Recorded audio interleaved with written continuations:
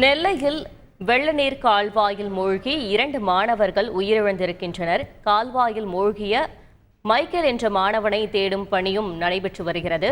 இதுகுறித்த கூடுதல் விவரங்களை செய்தியாளர் ராமசுந்தரம் வழங்கிட கேட்கலாம். ராமசுந்தரம், வணக்கம். 2 மாணவர்களின் உடல்கள் மீட்கப்பட்டதா? மற்றொரு மாணவனை தேடும் பணி எவ்வாறு நடைபெற்று வருகிறது? விவரங்கள்.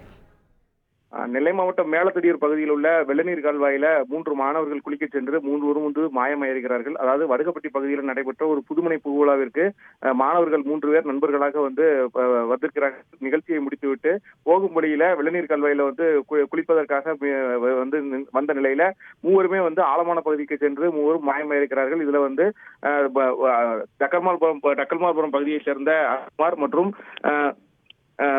டக்கல்மாபுரம் பகுதியை சேர்ந்த அருண்குமார் உள்ளிட்ட மாணவர்கள் 3 பேர் குளித்த இடத்துல மாயமான நிலையில அங்கு இருந்தவர்கள் தீயணைப்பு துறையினருக்கு தகவல் தெரிவித்திருக்கிறார்கள். இதனைத் தொடர்ந்து சம்பவ இடத்திற்கு வந்த சேரமா தீயணைப்பு துறையினர் உடலை மீட்கக்கூடிய பணியில தீவிரமாக தேடி கொண்டிருக்கிறார்கள். அதுபோக முன்னீர்புலம் போலீசாரும் அந்த பகுதியில் சம்பவ இடத்துக்கு விசாரணை மேற்கொண்டு வருகிறார்கள். கொங்கந்தம்பாறை பகுதியைச் சேர்ந்த ஆண்ட்ரூஸ், ஜோதிபுரம் பகுதியைச் சேர்ந்த அருண்குமார் ஆகிய இருவரது உடல் தற்போது மீட்கப்பட்டதாக தீயணைப்பு துறையினர் சார்பில் தெரிவிக்கப்பட்டிருக்கிறது. இது தவிர மற்றொரு நபரான டக்கமாபுரம் பகுதியை சேர்ந்த மைக்கேல் என்ற மாணவனை தேடக்கூடிய பணியும் தீவிரமாக நடந்து வருகிறது. தற்போது இந்த பகுதியில அந்த உயிரிழந்த மாணவருடைய உறவினர்கள் மற்றும் மாயமான மாணவருடைய உறவினர்கள் குவிந்திருப்பதால ஒரு பரபரப்பான நிலை வருகிறது.